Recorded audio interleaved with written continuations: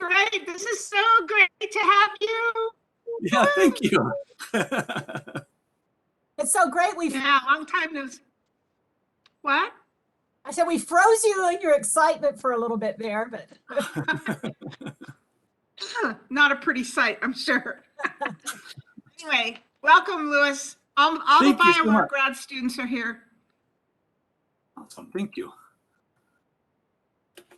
Okay, well, I'll wait till.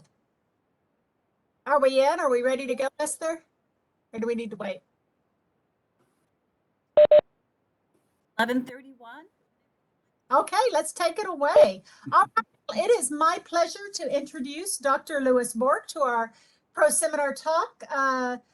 Dr. Borck is an assistant professor at the Department of Sociology, Anthropology, and Criminal Justice at New Mexico Highlands University in Las Vegas, New Mexico. So we're just saying from one end of the Southwest to the other, because that's traditionally been said, Las Vegas to Las Vegas. He got his PhD in 2016 from the University of Arizona. He has a very impressive list of publications, some 20 peer-reviewed publications, including venues such as American Antiquity, Journal of Archaeological Method and Theory, Journal of Anthropological Archaeology, and Kiva.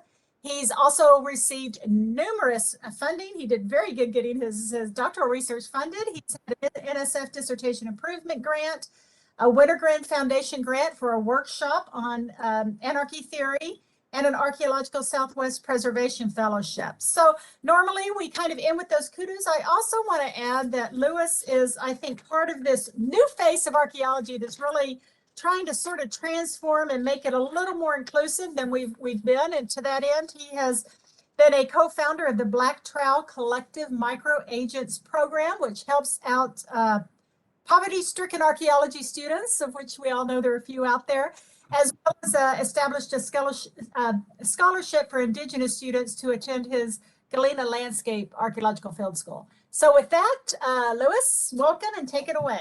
All right, thank you so much, Karen. And thank you guys all for inviting me as well. Karen and I have actually talked about this.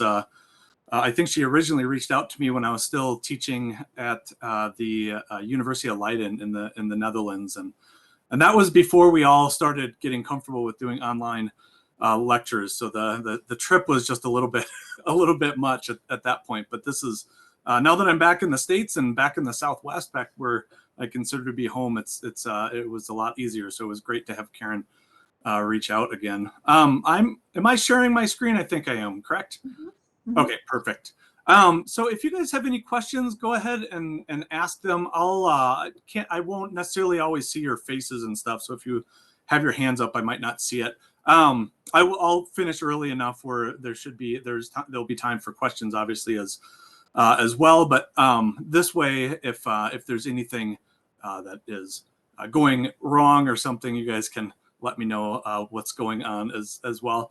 But I'm going to be talking about a large portion of research of findings from research that I started about, I guess actually it's almost a little over a decade ago now. And this was linked with some of my dissertation research and then stuff that's been ongoing since then. And so the title of the talk is Dispersing Power, the Contentious Egalitarian Politics of the Salado Phenomenon in the Hohokam region of the US Southwest. And I'll talk a little bit more about both what Salado is and what Hohokam is for those of you who are not familiar with Southwestern archaeology.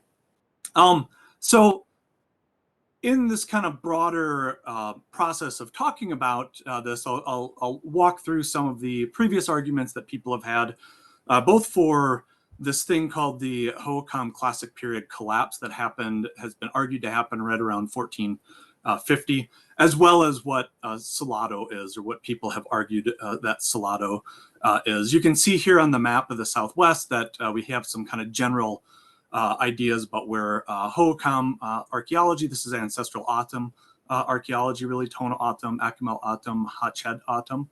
And that technically goes down into Sonora, into Mexico as well. There's a lot of O'odham communities on the other side of the border. As they say, the border crossed them. They didn't cross the border. And Salado is been variably argued to be a lot of different things, and I'll talk about that a little bit.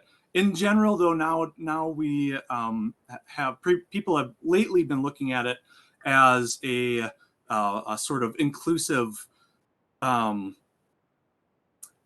religious practice or ideology that is linked with these very specific types of black and white and red polychrome vessels that we call Roosevelt redware. I may flip back and forth and call it Salado polychrome or Salado pottery and Roosevelt redware because the names are kind of interchangeable.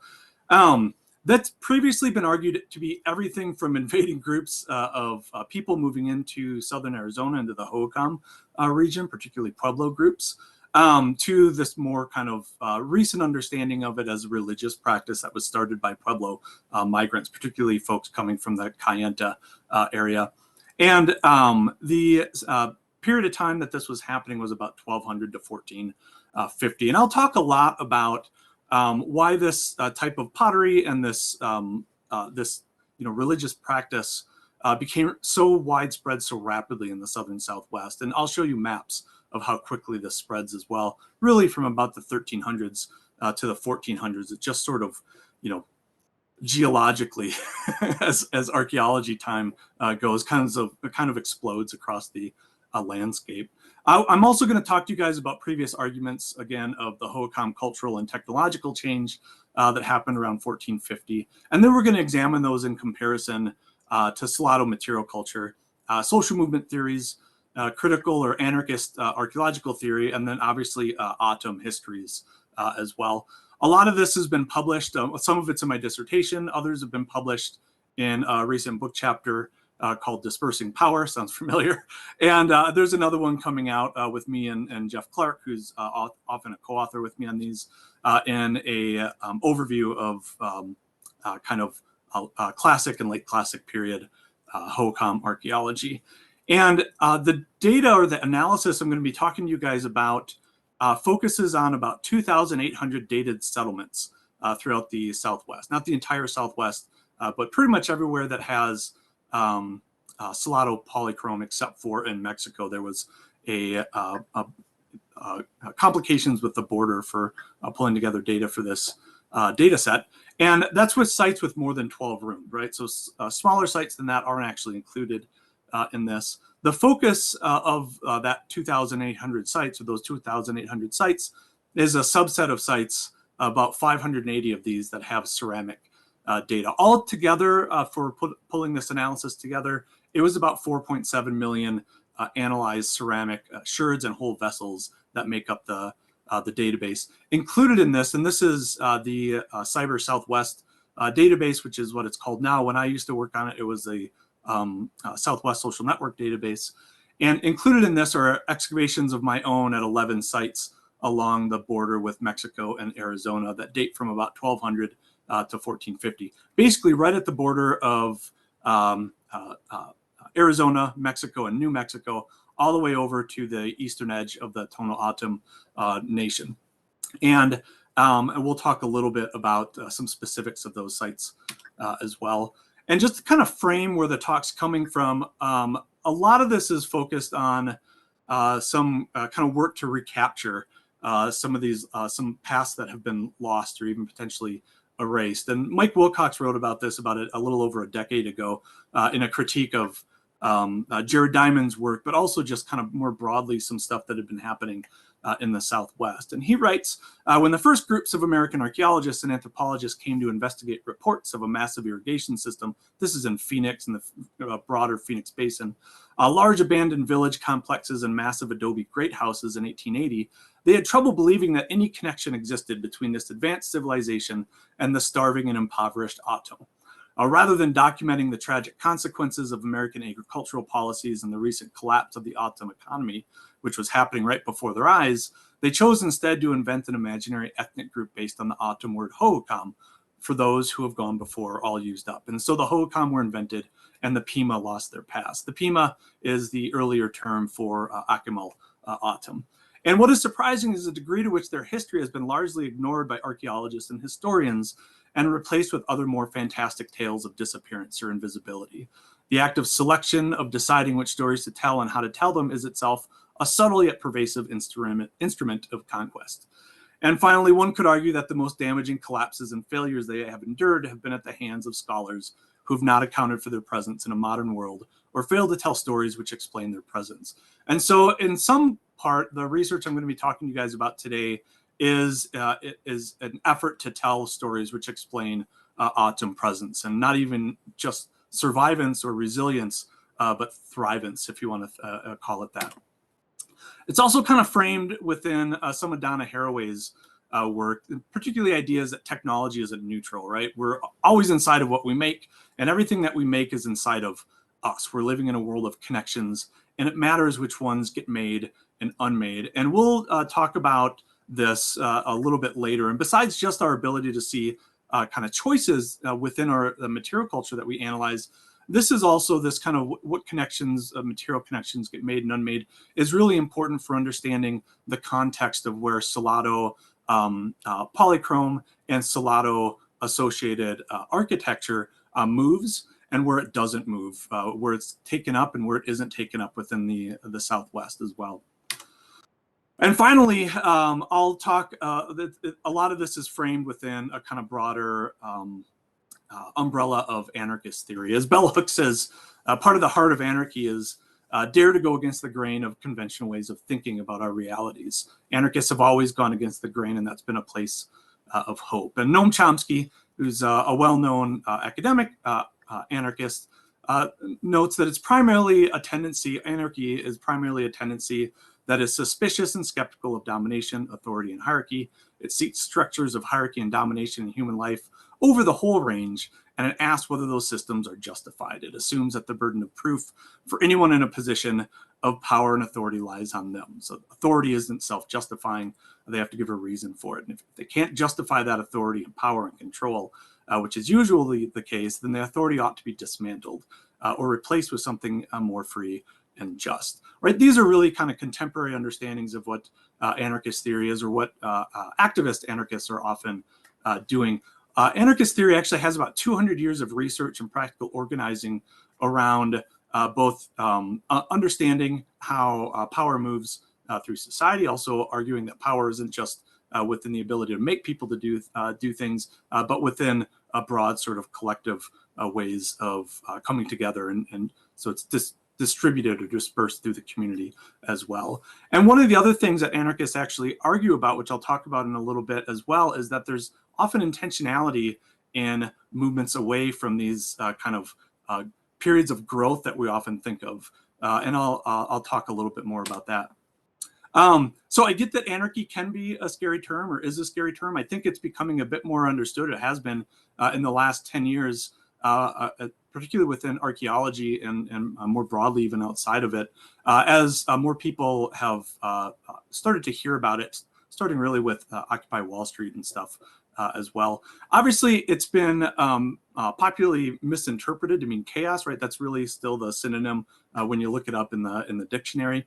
The etymology of the term itself is just Greek for without rulers. And I always tell people that it says a lot about how we've internalized the need for hierarchy and central authority as basically our only political options, that the simple words without rulers become synonymous for chaos, right? And so in a lot of ways, anarchism is really only scary if you see a concern with how people organize an orderly society in the absence of these rulers. And it's been with us for a long time. So one of the really important figures in American anarchist thought is Lucy Gonzalez Parsons. She was an activist, obviously, through the late 1800s, early 1900s. She's indigenous and African-American. She was born enslaved to enslaved parents in Texas.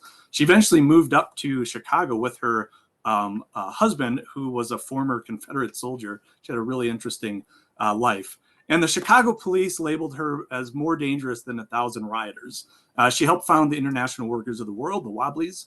And her work, along with many others, is why we actually have a 40-hour work week in the United States. It's the origin of Labor Day, really the death of her husband and 3 others during the Haymarket riot is actually the origin of Labor Day. But there's been a long history of anarchist practiced and theorizing within the labor movement, and particularly globally, but particularly in the United States as well. Anyways, one of the earliest anarchist theorists is this gentleman named Pierre Joseph Proudhon. He's French.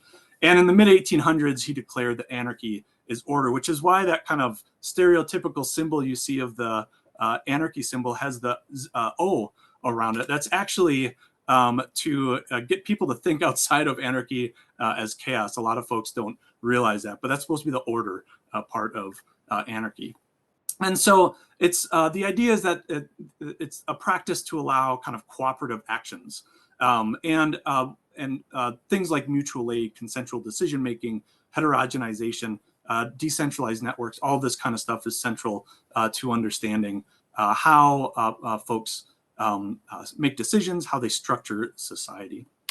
Lastly, is also this idea from Chandra Mohanty, and it's that each of us carries around those growing up places, the institutions, a sort of backdrop as stage set.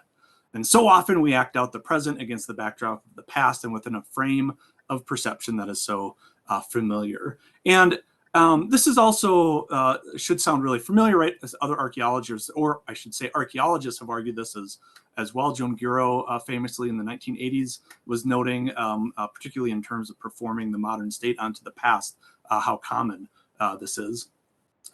Okay, so what does this mean for archaeology, right? Well, one of the things is that when I start, at least for me, right, when I start looking at a lot of the ways that we are building and interpreting historically doing this, not necessarily always right now, our social systems, or our histories of these social systems in the Southwest, a lot of it's still at least built off a foundation of these early problematic unilinear ideas of historic change that we see early on in the discipline of anthropology. Archaeologists, anthropologists, we all hate this, right? We all despise unilinear evolution, but it's still there, right? It's still this sort of, I don't know, ghost in the room, if you will. We often organize our classes this way still. We'll have like a hunter-gatherer class requirement for grad students, and then like a middle range society class requirement, and then a state level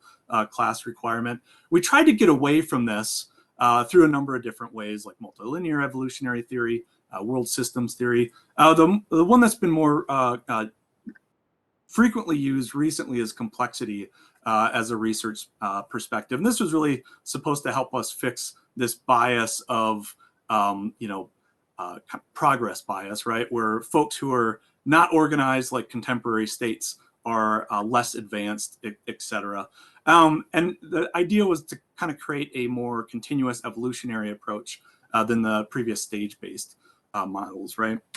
And forgive my gif here of Jack LaLanne, because this is a clip from a longer talk that I give that basically talks about some of the issues we run into when we start to try to compare archaeology that isn't from the Mediterranean region with these things like civilization and state, because that's the area where we often sort of took our type sites from, or our type cultures, right?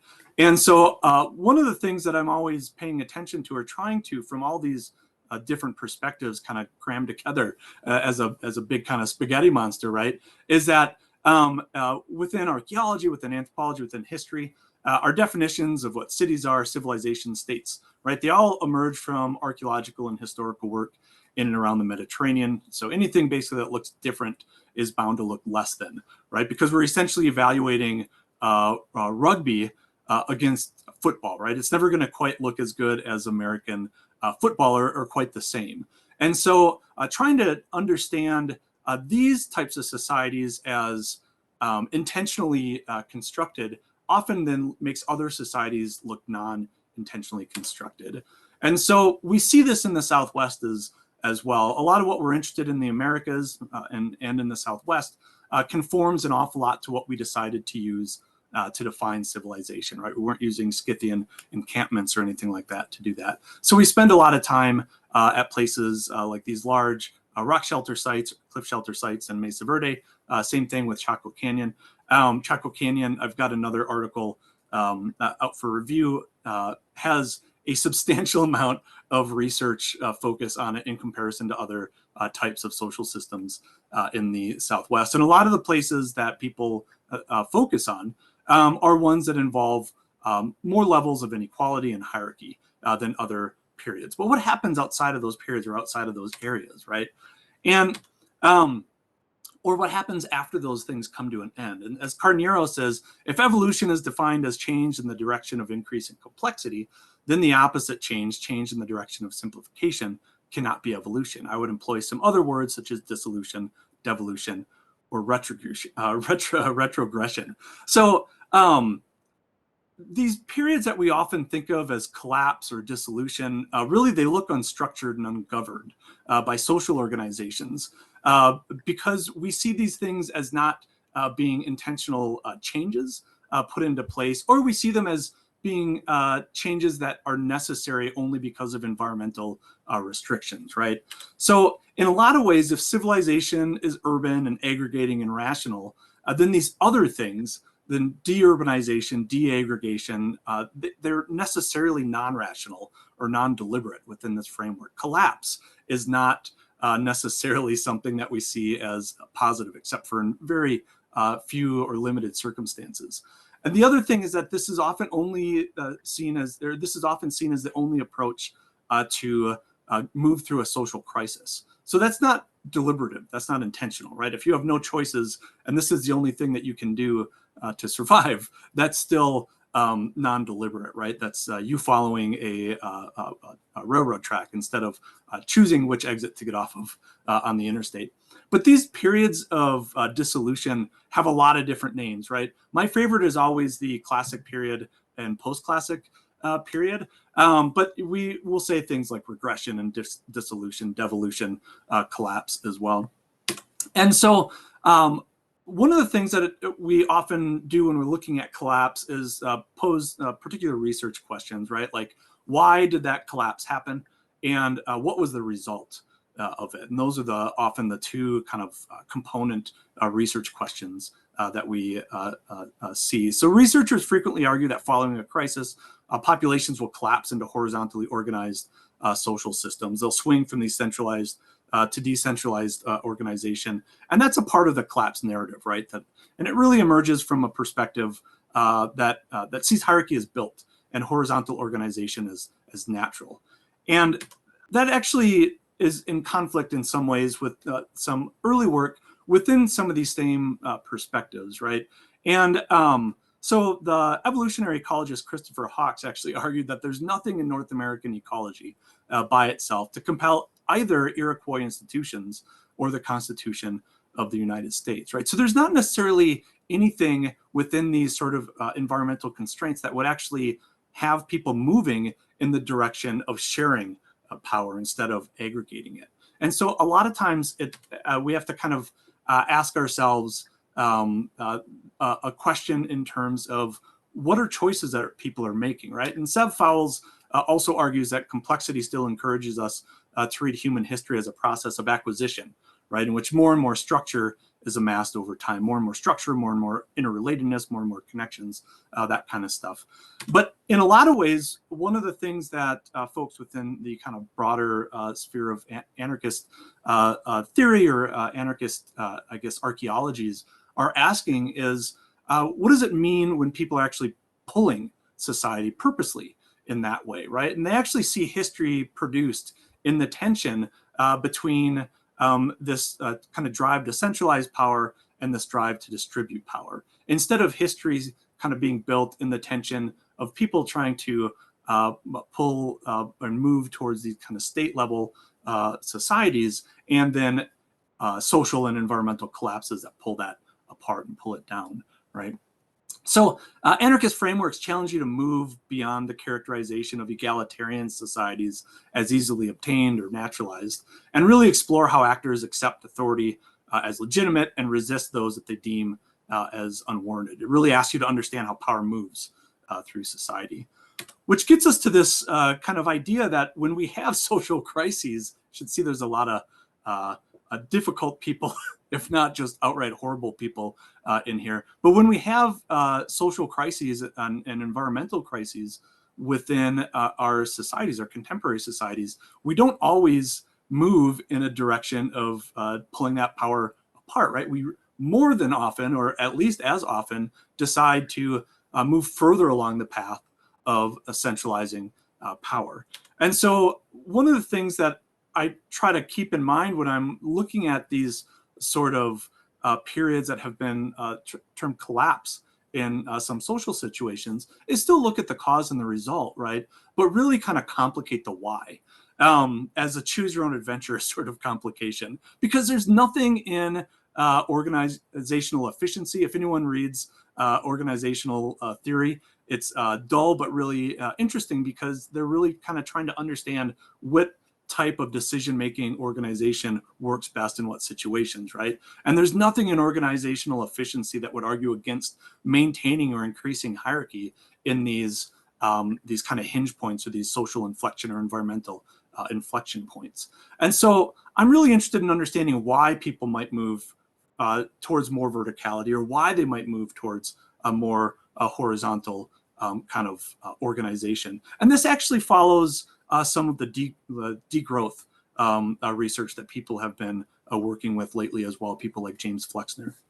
Okay, so while horizontal organizations often will follow the social or environmental inflection, it shouldn't always be viewed as an obvious, predetermined, and natural consequence, right? We should always ask why it was reorganized in that way. And that's what I try to do in the Hohokam area. And so this really brings us to the history of Southern Arizona, the actual archaeology, right? Focused on the Phoenix Basin, but it's realistically spread throughout the entire region and into Mexico. I consider myself to be a Hohokam archaeologist. I don't consider Phoenix Basin to be where all of the Hohokam archaeology is. If you work down here, you know there's a large bias towards people seeing Phoenix Basin as Hohokam, and outside of that as kind of Hohokam. I see all of Southern Arizona essentially as Hohokam, because there's similarities in ceramic design style and production technique, as well as with architecture. And I know folks in the department here have worked at some of these sites as well, right? So I went to grad school in Tucson, so it made me start thinking about what's outside of Phoenix quite a bit. And for the Hohokam histories, for really ancestral O'odham histories, there's this move, this long-term move from dispersed, unplanned communities to organically planned pit house communities that are similarly laid out. And then eventually into these communities with massive earthen ball courts, which we see on the left here, and which we have minimal evidence of hierarchy and inequality within these societies at this point. And then we move into, following the ball court period, to periods with monumental earthen platform mounds and evidence of elites, both archaeologically and through the burial record as well.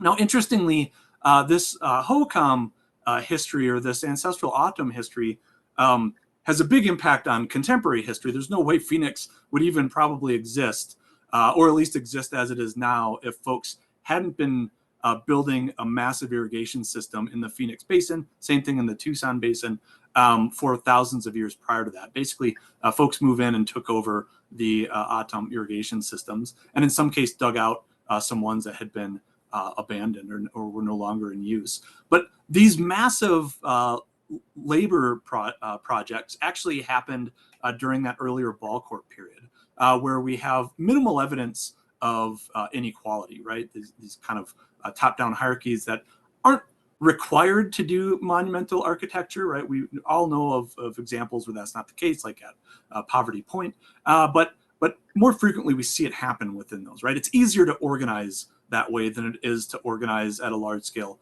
horizontally. But we know that it can happen, and it demonstrates that power is just not something that can be mobilized to compel labor, but it can work along these horizontal factors as well. So this map right here of the Phoenix Basin irrigation systems, the historic ones, some of which are still in use by the city of Phoenix. This was mapped in the 1920s, and we have about 2 times as many canals mapped at this point. These aren't small maps either, right? They're large enough to drive down. And throughout the Southwest, including the earliest canals and irrigation system that we have, which is actually in Tucson, about a few miles or a few hours south of Phoenix, or about an hour and a half south of Phoenix.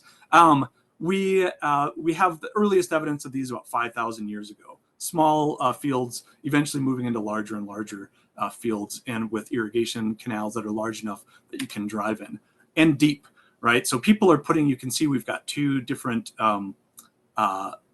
canals here, and at two different depth, right? So these are actually moving water to different places, right? So they're at different angles so that they can get the water out to further fields, essentially. These ones are obviously filled in through multiple deposition events. You can actually see the stratigraphy pretty nicely here. Excavating these types of canals, you actually see oftentimes hundreds of years of cleaning events. You'll see things dug out in various ways. Sometimes you'll work on canals where they've been slowly not getting dug out all the way to the original, and so they're narrowing and narrowing. Others, it looks like they've dug it out past some of the original spots. But regardless, some of these are in use for millennia, and they're continually expanded until about the time folks switched from more equitable organization and this kind of ball court system oriented around ritual practices that the community participated in to a rule by local elites, where a lot of the religious practices were happening, we think, around those platform mounds potentially, and probably on top of them. And that actually follows in autumn histories that kind of switch from participatory kind of sharing of power to do things like bring the rain, to a restricted access of people who could do that. And I'll read some of those off here in a little bit. That's not to say no canals were built during the platform mound period. Lots of canals were. Just the largest sort of expansion of the canal system happened during this earlier period. And that was actually when people were living in structures like this. These are houses and pits, basically wattle and daub, and they're dug down about 10 to 20 centimeters below the ground surface. And you can see here, this is on the bottom right, this is what a field system looks like. There's actually an experimental cornfield in that one as well in the upper right of the image. And then you can see some of those houses and pits being excavated on the left as well. So you get large irrigated fields. Houses are set up in these small groups called courtyard groups, and that they look very kinship based. And this eventually transitions around 1250 to the construction of platform mound communities, and they spread throughout the Hohokam world, the ancestral O'odham world.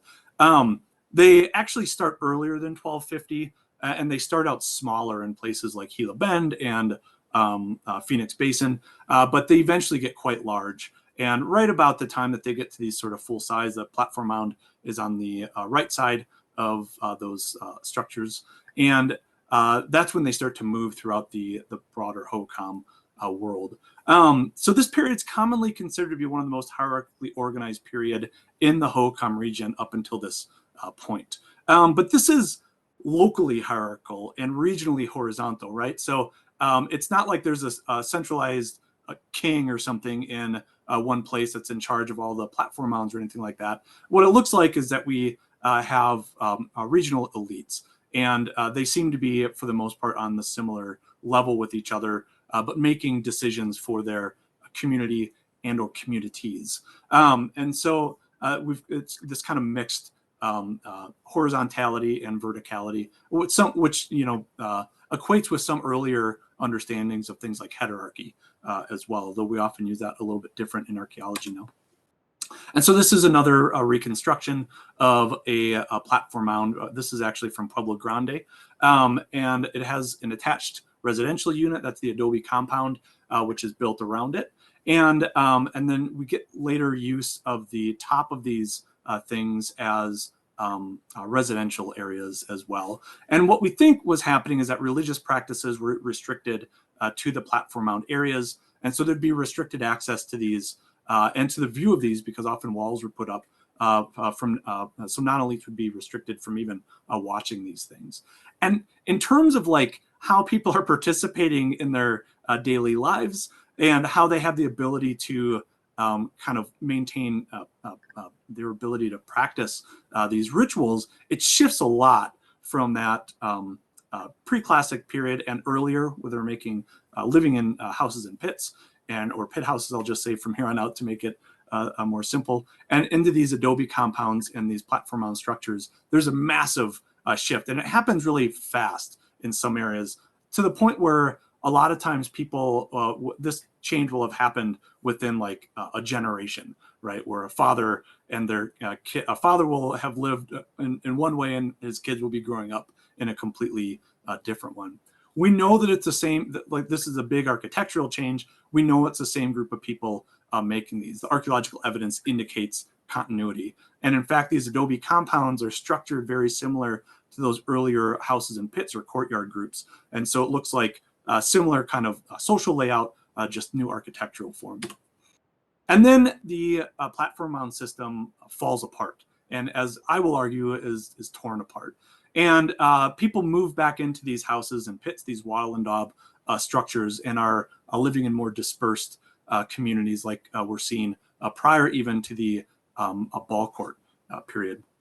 Now, within this whole kind of long-term period or trajectory from 5,000 years ago up to about 1450, and I'll give you guys some more dates to kind of clarify that here in a minute, we get this movement of migrants from the Four Corners, basically from the Kayenta area, moving into the Mogollon Rim. That's area where up along the edge of the kind of orange polygon there, and then down even further south and into southern Arizona, into the Phoenix Basin, into the San Pedro River Valley, and then even up into some parts of the Mimbres area that's on the right there, and just kind of spreading throughout this area. It's not a lot of people.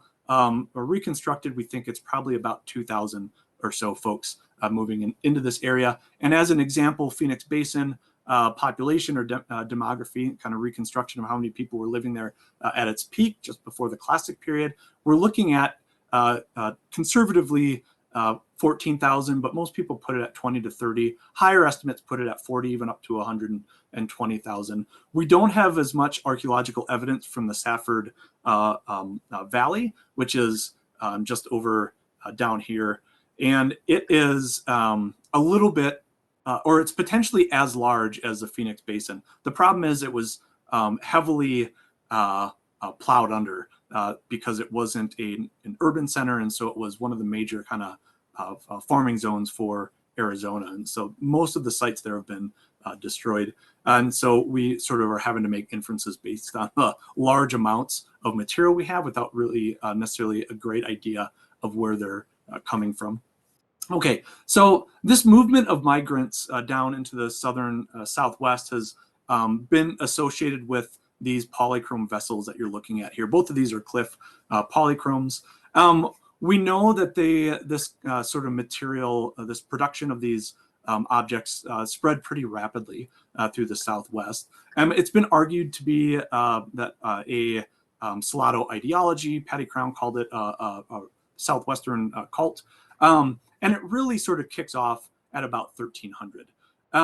There's earlier types of this Roosevelt redware, this polychrome pottery, Pinto polychrome in particular, but that doesn't seem to be associated with what comes a little bit later. And so it doesn't seem to be as ideologically loaded as what we see with the later ones for a couple of different reasons.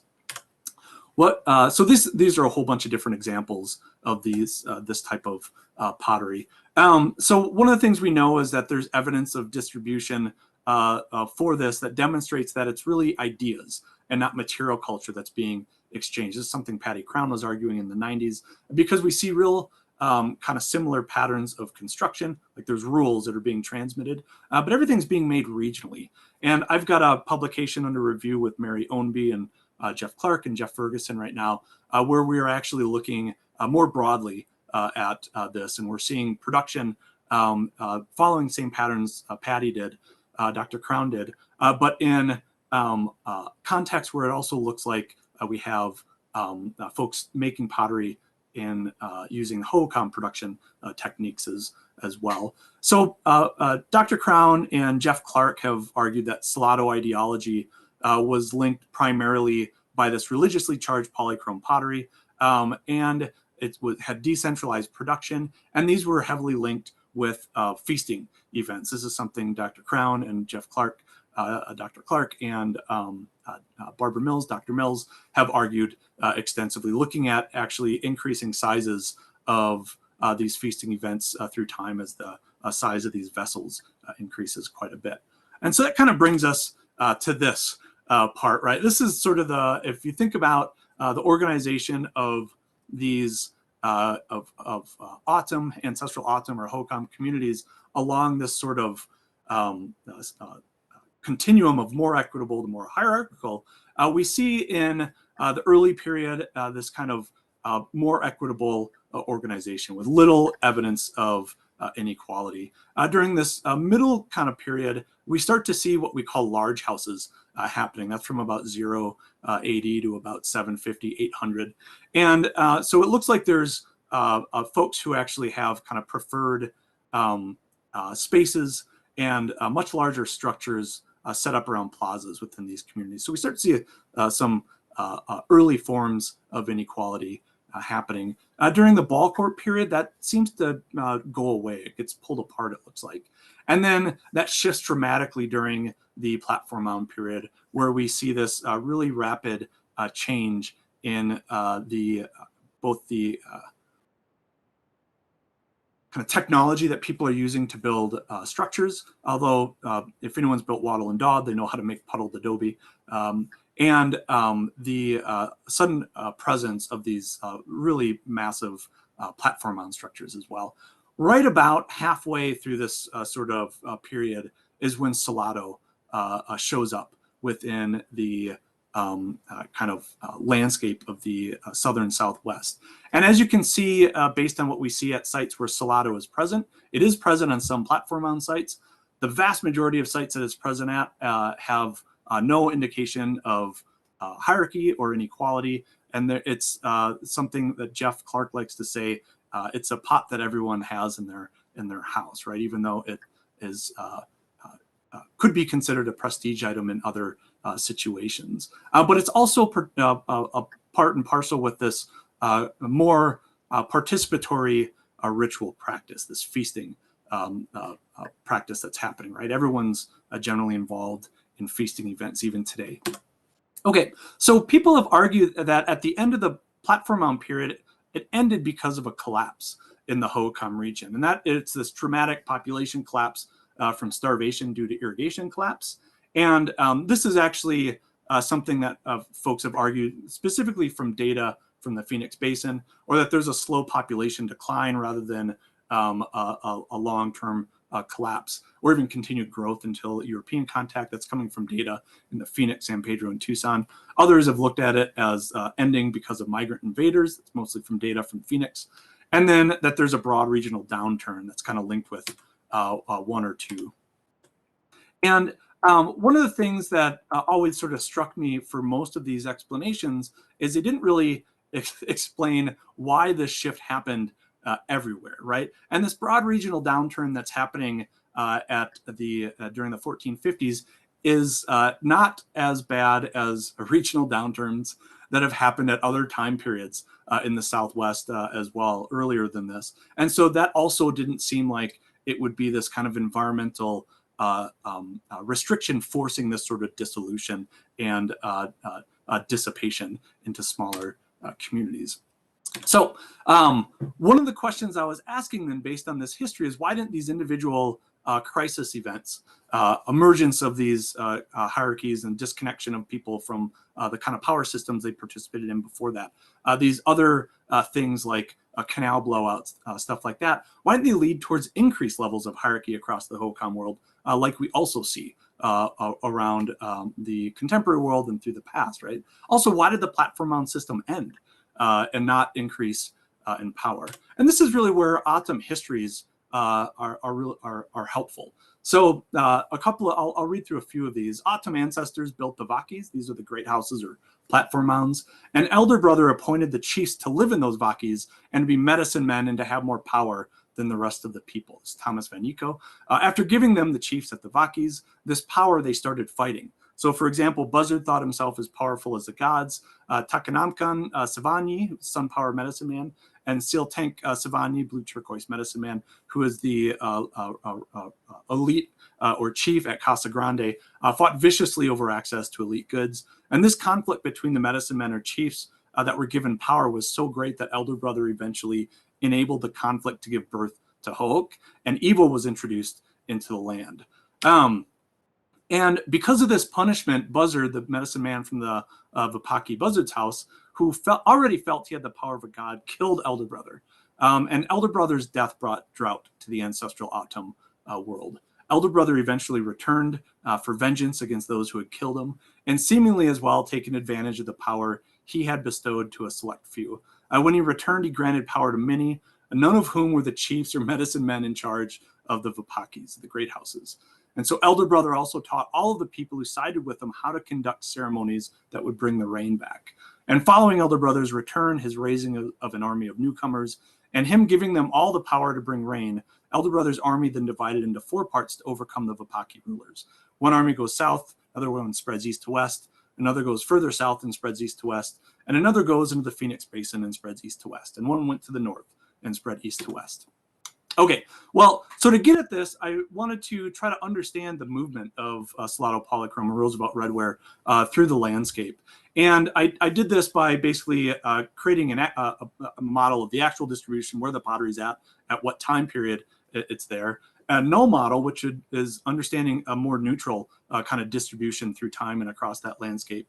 And then look at people who are picking it up earlier than expected, at least within this model, people who are resisting it, who aren't picking it up when they should know about it, because the big ability to say there's a resistance happening is if people should be knowledgeable, should be aware of the presence of this material culture. And this is integrating social network analysis as well as geographic information science. That image up on the left is kind of indicating how topography really plays an impact on these social networks. And I'm not going to go into the details of that, but I will show you the analysis here. And so all the dots on the map are inhabited during this time period.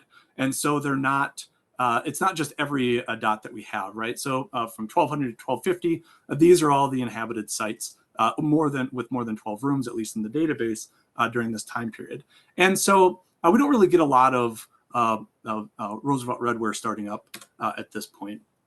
By 1250 to 1300 is when we start to see the earliest Roosevelt Redware showing up. And you can see this is where we're often the presence of the migrants moving down from up north is argued to be. We got migrants up in Silver Creek, up in the Upper Gila, in the San Pedro River Valley at Safford Basin, and a few in the kind of broader Phoenix Basin as well.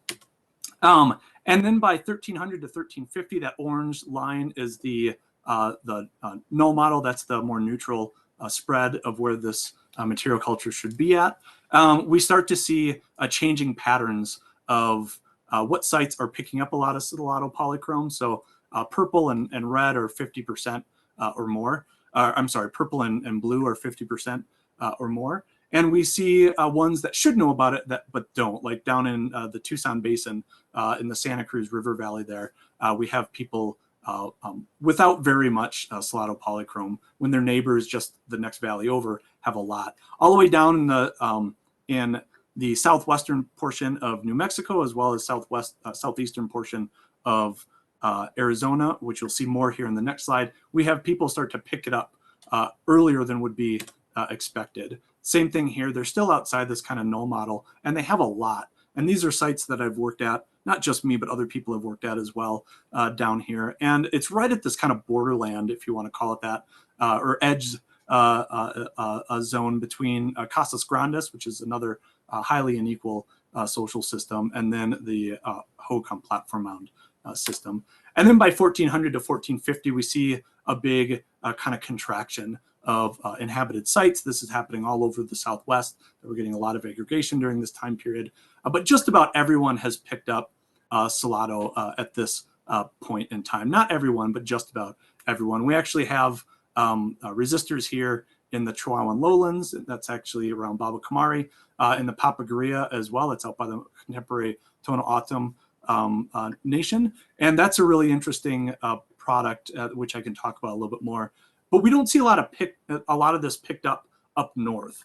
And so that happens through time. We've got a little bit of evidence here at Hopi, and it's really just a couple burials, and it never really picks up in the northern kind of Pueblo zone. So starting to come to a close here, coming at this from a social movement idea, which is that organizational structures and strategies that empower oppressed populations to mount effective challenges and resist, and I would add avoid, the more powerful advantaged elites. And also these really represent a method of social change from the bottom, right? Intentional social change from the bottom. What we see when we look at these maps kind of all put together, I've circled in green the early adopters and in red the resistors, right? And that resistance can be either active, like, no, we're not doing that, right? Things are good where we are, or as passive non-uptake, like things, there's no reason to pick it up. There's no need to pick it up. There's nothing wrong with it. There's just nothing that is useful with it, right? And what we actually see when we look at this, particularly in the 1350-1400 period and the 1400-1450 period, are some really interesting constrictions of where we see Salado moving most effectively. Within social movement theories, this idea called framing, and that's how multiple different ways of understanding how a movement's message is constructed so that it resonates with a group that is who's not already engaged with the movement. And we think of it through this way.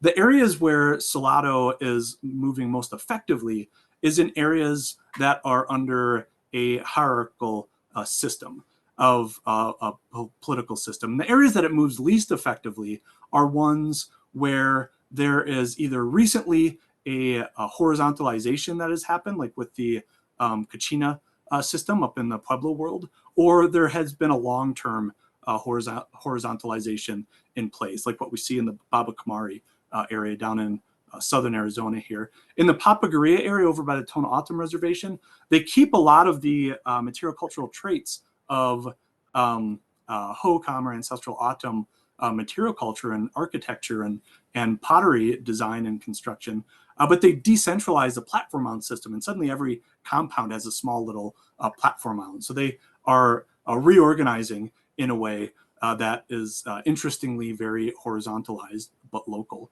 The other thing that we see happen, and that I argue, is that within this system of the kind of appearance and production of Salado polychromes and this Salado religious practice that folks like Dr. Crown and Dr. Clark and Dr. Mills and Dr. Huntley have argued for, is that this isn't just migrants creating this or making this happen, right? This is actually migrants and locals doing this. We have so many sites participating in this that the vast majority of these sites were local Hohokam sites, non-elite Hohokam sites prior to this, prior to the arrival of Roosevelt Redwood Salado polychrome into their ceramic assemblage. And this is, in a lot of ways, our kind of proxy for understanding the movement of this message as well, right? So this active kind of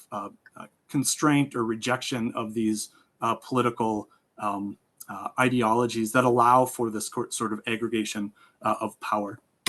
Okay, so to close out here, Salado, based on the context of where it spreads, where it doesn't spread, and based on looking at these sort of reorganizations through a possibility of intentionality, one of my arguments, or as well as mine and Jeff Clark's, is that it's a large-scale, rapidly mobilized, relatively speaking, of course, a religious and political social movement that emerges from the interactions of migrants and locals, right? If the Pueblo migrants had moved into an empty landscape, Salado wouldn't exist at all. And there was far more than 2,000 people that were participating in it. It was definitely a product of ancestral O'odham and ancestral Pueblo. And of course, the reality is those boundaries that we put on groups like that are way more flexible and fuzzy, right? There's a ton of overlap within those communities, and the Hohokam world was already very multi-ethnic from what we can tell.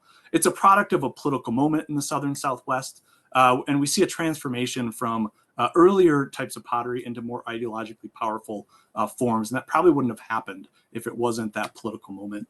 And the nature of the politics of contention is visible in how and where Salado spreads. And it spreads best in areas with hierarchy. And the argument then is that the message that is spreading with it is a contestation to that. Pulverone phase pit houses, which come at the end. This is the kind of post-collapse, post-classic period. This is when people reorganize back into pit houses. These things are often full of Salado polychrome. And so one of the arguments that I've made is that this is actually Salado was one of the kind of broader sort of regional pushes that helped sort of topple the platform mound system, and also help this a reorganization into these more decentralized, horizontally organized communities happen as well. And we've always kind of wondered why Salado just disappeared, went away really rapidly. But that's what happens to social movements when they don't need to contest anything anymore. And so with this transition to more horizontally organized power structures, Salado dissipates as an ideology. We stop seeing it. And so all in all, social movement theories really help to explain this rapid rise and dissipation. And then the relationship between autumn histories and archaeological histories becomes a lot more clear as well. So Elder Brother grants power to many, none of whom were the chiefs or medicine men in charge of the platform mounds. And really, current research indicates Salado's a participatory ritual cultural practice centered around feasting. Elder Brother taught all of the people who sided with him how to conduct ceremonies that would bring back the rain. Again, Salado is participatory, not restrictive. And following Elder Brother's return, his raising of an army of newcomers, and him giving them all the power to bring rain, Elder Brother's army then divides into four parts to overcome the Bupaki rulers. One of the armies goes to the south and spreads east-west. One goes to the south, spreads east-west. They all spread east-west, right? Salado actually spreads variably, but towards the end. But first it moves to the south and then east to west. And it primarily follows this east to west trend. The autumn histories talk about war. David Martinez, who's an autumn scholar at the University of Arizona, talks about how from his histories, he sees these not necessarily involving violent conflicts, but contestation as well. So he doesn't necessarily think that there needs to be any evidence of large-scale death and violent death. Okay, so to close out here, Salado might be better characterized as an anti-hierarchical or anarchic social movement with relatively open access to religious knowledge. And the ultimate trajectory of this movement may have been the social reorganization into the dispersed and decentralized communities near the end of the classic period. That continued into the European colonial period. And I actually went a little bit over because I got too excited at the beginning. So I'll skip a couple of things and just put my massive thanks slide here, and I'll end. Thank you, guys. Well, thank you, Dr. Borck. So this is Peter Gray from the in-person venue. We have time for one question, and Dan Benishek has raised it. If you can see it, Dr. Borck, or do you want me? I will read it. Dr. So he says, I'm sorry, I'm a little confused. For the early adopters, what were they adopting? Salado polychromes or something else? Were the resistors resisting hierarchical control or the spread of Salado polychromes and associated ideologies? Yeah, that's a good question. So the early adopters were adopting Salado polychromes, and the resistors were actually resisting the spread of Salado polychromes and then its associated ideologies. Well, thank you for that. And we are pretty much at time. So I'll thank you for joining us and say that Dr. Hari introduced you and said you're in Las Vegas, New Mexico. So I am, yeah. anyone next week on spring break, remember we have no pro seminar next week. We're on spring break. But if you want to spend your spring break going to Las Vegas, New Mexico, you know where you can find Dr. Borck. Thank you for joining us. Thank you all. Thanks, Louis. Great talk. Thank you so much, Karen. Well, take care, everyone. I'm going to sign off from in person here.